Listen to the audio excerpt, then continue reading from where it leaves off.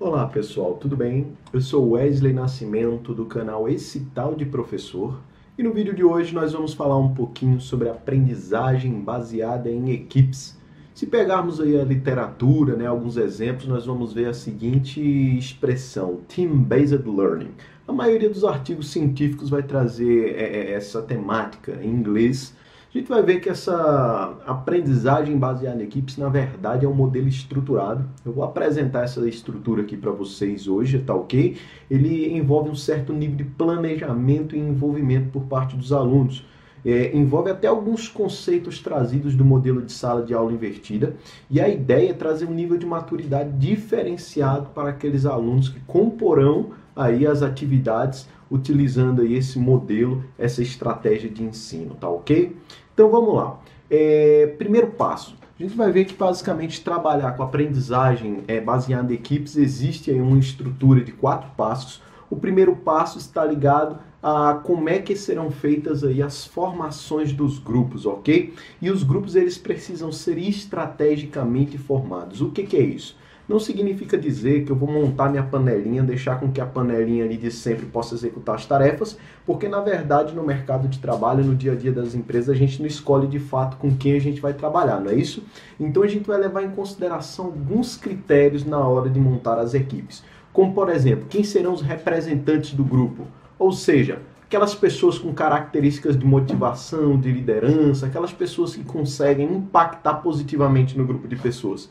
A gente precisa selecionar os representantes, assim, analisar os níveis intelectuais dos componentes da equipe, os níveis de experiências de vida, familiaridade com a temática, ou seja, de certa forma, assim como qualquer equipe, por exemplo, um time de futebol, a gente monta uma equipe onde eu tenho pessoas com habilidades diferentes. E essas habilidades, no final das contas, precisam se complementar para que o sucesso, né, para que o objetivo desse time ele possa ser alcançado. Uma vez que a gente conseguiu organizar as equipes, montar as equipes, a gente parte para o segundo passo, que é o teste de garantia de estudo prévio. O que isso quer dizer? Lá no modelo de sala de aula invertida, a gente passa um material para o aluno estudar em casa e trazer para a sala de aula os temas previamente estudados. Aqui, né, nesse modelo de aprendizagem baseada em equipes, é similar. A gente delega uma leitura para o aluno antes, né, uma leitura prévia. Uma vez que a gente vai comprovar se o aluno fez a leitura prévia, a gente faz um teste individual. Então a gente aplica um teste individual para cada aluno na sala de aula e posteriormente a gente junta as equipes e aplica um teste, o mesmo teste, né, para a equipe inteira. Ou seja, o cidadão ele faz individualmente, depois ele faz com a equipe dele o mesmo teste. Porque individualmente ele vai dar o ponto de vista dele, ele vai fazer o teste conforme ali o seu conhecimento, conforme o que ele leu. Quando ele vai debater em equipe, ali a equipe já está criando ali uma sinergia, a equipe já está discutindo, né? Já está se complementando com os diversos pontos de vista diferentes.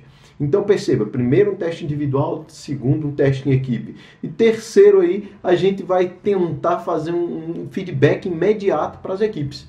A equipe foi lá, realizou o teste e o professor que vai atuar como mediador já vai dar um feedback imediato relacionado aí ao desenvolvimento da atividade. Inclusive, por ser uma atividade democrática, uma atividade cujo objetivo aí é enaltecer a criticidade por parte do grupo, existe um ponto chamado de apelação das questões, ou seja, um campo para recursos, onde aqueles alunos que não concordam com o resultado do exercício têm um espaço para poder questionar as respostas, debater se a questão foi bem elaborada ou seja, criar um ambiente crítico para a discussão após a realização do teste. Uma vez que foram realizados os testes, aí sim a gente entra no próximo passo, o terceiro passo, que é a atividade de aplicação dos 4 S's. Os 4 S's relacionados à aprendizagem baseada em equipe, que é a execução propriamente dita aí do trabalho. Por quê? A gente vai passar um determinado problema, uma situação problema para a equipe, e eles precisam tomar decisões acerca dessas situações problema. Ou seja, eles precisam solucionar o que lhe foi proposto. Entretanto, essa problemática ela não pode ser feita de qualquer forma. É necessário haver significado. Foi o que nós falamos em outro vídeo a respeito do professor Lucchesi, não é isso? Se não tiver significado, infelizmente os alunos não vão entender o propósito da atividade. Então, quando a gente fala dos 4 S's, o primeiro S, significant problem, né? O problema ele precisa ser significativo, ele precisa ter uma aplicabilidade real na vida dos alunos. Por exemplo, se eu tenho alunos de um curso de engenharia, o problema precisa abordar uma temática relacionada à área de engenharia, de um cálculo estrutural, de alguma coisa que eles vão perceber na realidade. Não é isso? Porque aquilo vai gerar significado e a maneira que eles vão resolver vai ser uma maneira muito mais efetiva.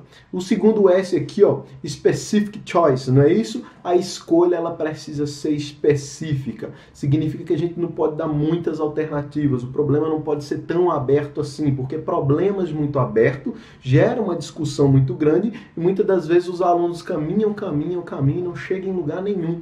Então a gente cria aqui uma escolha, uma alternativa específica de solução para o problema, não é isso? A gente tem aqui o semi-problem.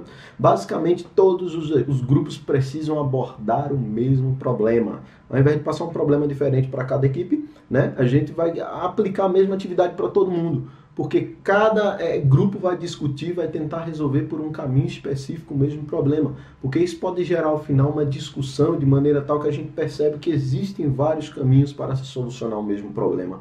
Não é isso? E, por fim, nós temos o Simultaneous Report, né, para que os grupos não sejam influenciados pelos demais. O que isso quer dizer? Basicamente, a resposta de todos os grupos vai ser fornecida na mesma hora. Né? Quando eu falo na mesma hora, eu quero dizer ali sem uma diferença muito grande entre a apresentação de um grupo e a apresentação de outro grupo. Por quê? Para que os grupos não sejam influenciados. Afinal de contas, quantos de nós já fez uma atividade em sala de aula em que um grupo específico está dando uma resposta e tu está pensando, rapaz, eu esqueci de colocar isso, eu não tinha pensado desse jeito, vou alterar o meu trabalho. Então, para que isso não aconteça, todos os grupos deverão apresentar os resultados de maneira simultânea, não é isso? E por fim, o quarto e último elemento prático aí da aprendizagem baseada em equipes é o feedback entre os colegas do grupo. Ou seja, similar ao que seria uma avaliação 360 graus, onde todos os componentes do grupo irão dar os feedbacks individuais para cada um. Eu já ouvi relatos de que esses feedbacks eram feitos de uma maneira de anotações, para evitar aí a criação de conflitos, onde o colega colocava, olha rapaz, gostei da tua participação. Ou outro colocava, olha, eu acho que o nosso resultado seria melhor se tu tivesse lido melhor o problema proposto anteriormente. Então perceba, dessa forma, os alunos de certa forma vão receber um feedback dos próprios colegas, que aí tiram aquela ideia de que o professor é o único avaliador. Quando, na verdade, no ambiente real, no ambiente de trabalho, a gente está sendo avaliado pelo nosso superior e pelos nossos colegas também, não é isso? E a gente também avalia os demais. Então, percebam, quando a gente fala aí de uma metodologia relacionada, né, uma problematização, onde as situações serão resolvidas em equipes, a gente está trazendo uma concepção, um método que cientificamente pode trazer muito mais envolvimento dos alunos à realização das atividades propostas. Pois bem, a dica de hoje é essa, né? A gente falar um pouquinho aí desse trabalho e eu espero que tenha sido satisfatório para vocês, que de alguma forma possa contribuir para o dia a dia das aulas de vocês e que de fato possamos alcançar o nosso objetivo, não é isso? Que é melhorar um pouquinho a educação do nosso país. Se você aí está acompanhando a ideia, quiser curtir, quiser compartilhar, eu digo aí que será muito bem-vindo ao nosso canal. A ideia é que a gente possa alimentar, estruturar esse modelo aí, para que a gente possa compartilhar essas ideias e cada vez mais tentar atingir esse nosso objetivo, tá ok? No mais é isso e até mais. Tchau, tchau.